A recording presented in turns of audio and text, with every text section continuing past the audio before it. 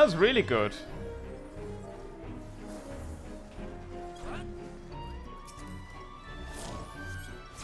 The problem is we don't have the resources to rest the dead healer. And we don't have the survivability to do it without him.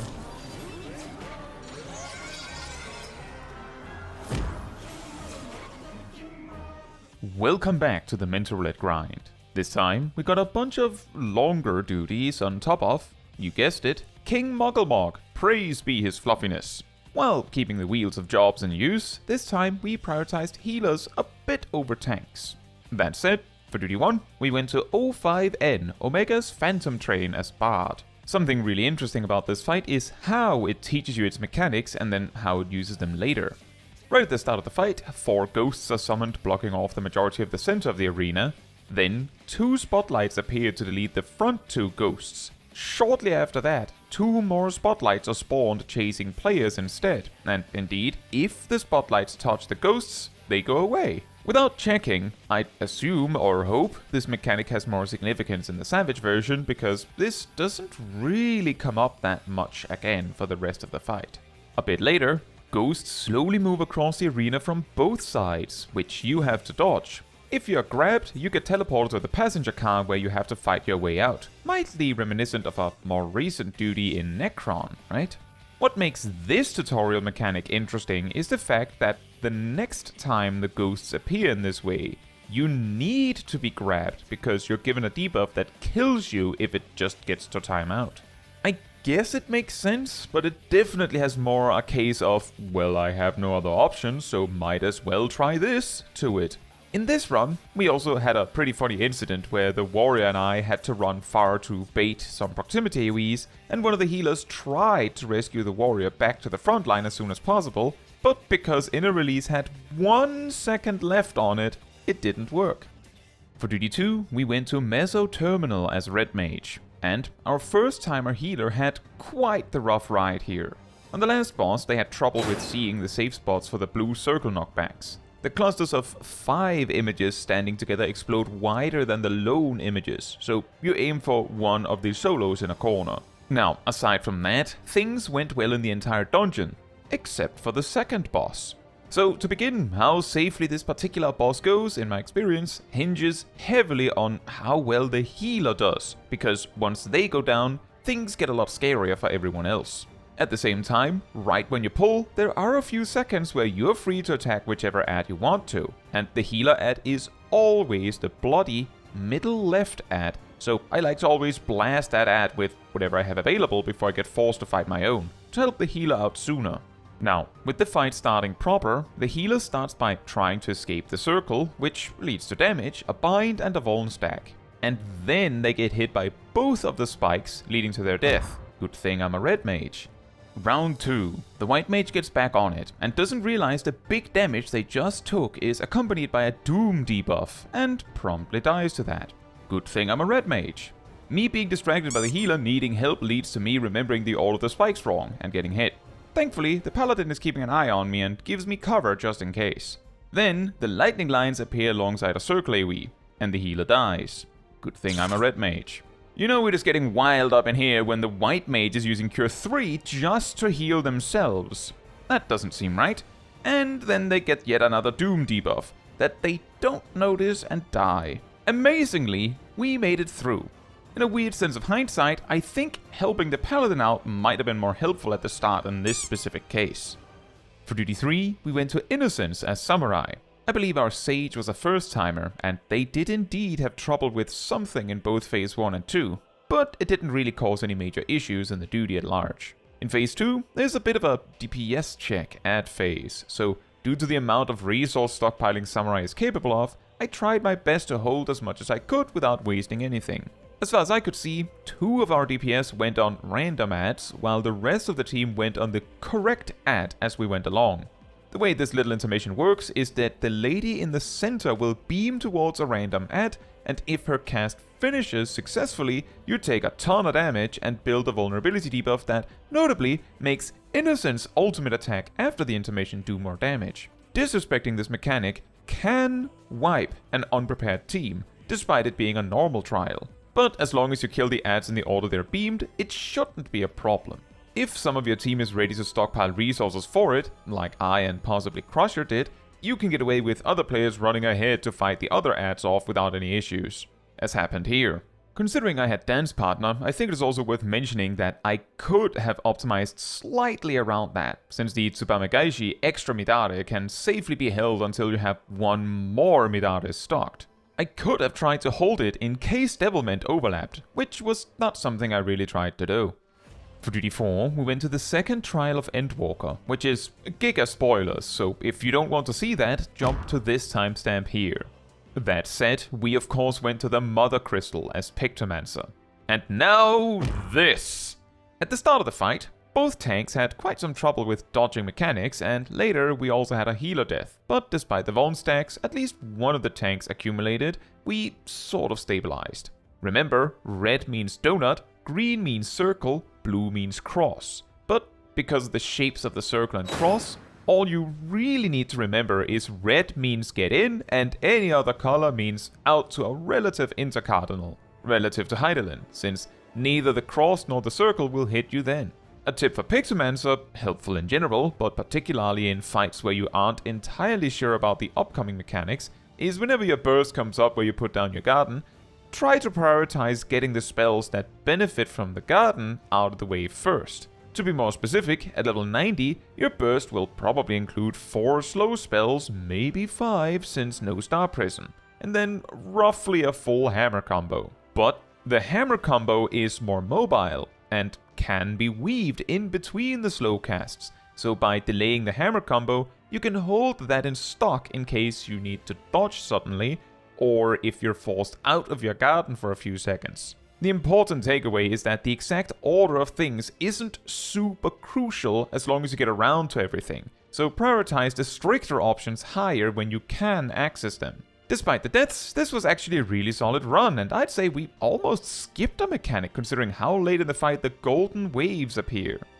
For Duty 5, we went to M6N, Sugar Riot, as Summoner.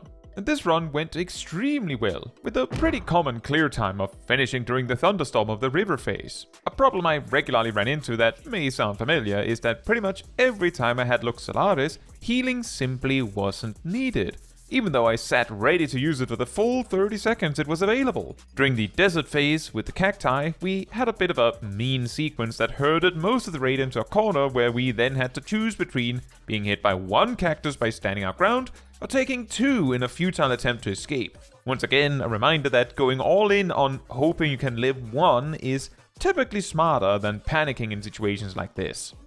For Duty 6, we went to Baelsar's Wall as White Mage. A random thing that came up was how the Sky Armors deal their damage. They chain themselves to a player, but then what? Is it just damage every X amount of time? Does the damage scale with distance? Closer or further is better? Is the timing actually just time?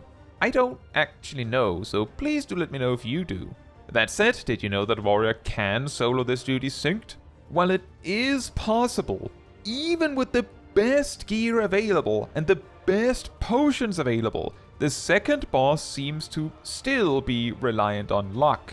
You need some convenient healing crit timings. The reason for this is that the armored weapon just does a ton of damage, but more importantly, does percentage-based damage too. Now, the rest of the duty is pretty manageable, with Ilbert at the end not even using his stunning color mechanic if you're alone, because he's just nice like that.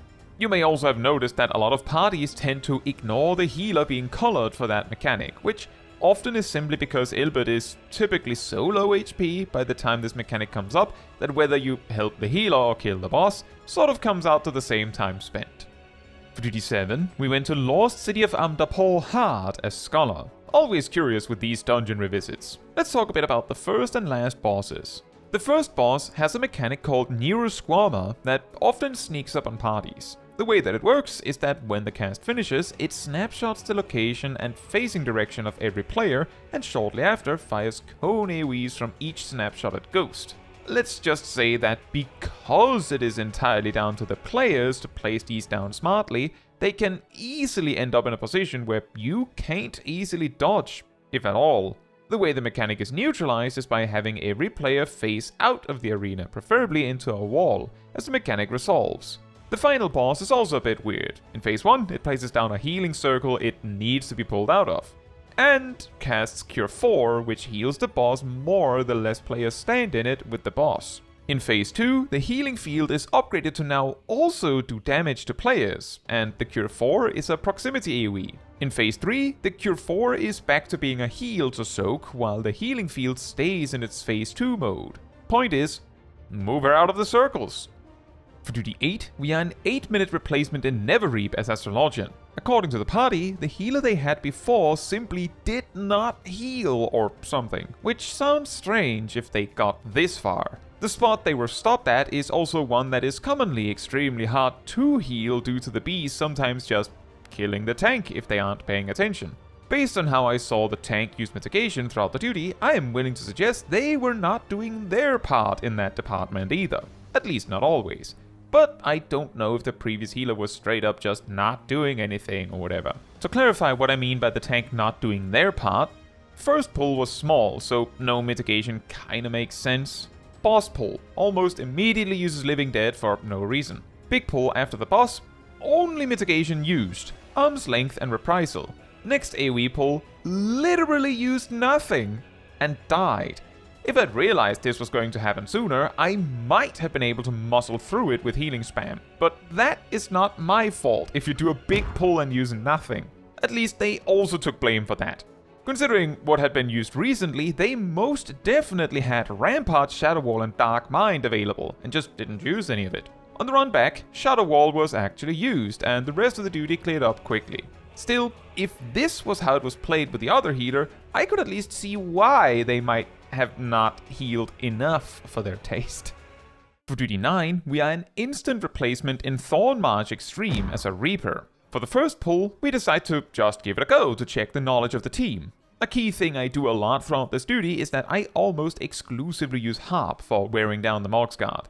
There are two reasons for this. The first one is that it is the weakest attack I have, allowing me to be more careful. The second is that, by it being ranged, I can easily hit the healthiest Mog at any time. While the Chaos somehow works, what wipes us is the classic triple Ishuda mechanic taking out too many players for us to reliably recover, leaving only one tank and one healer with almost no MP.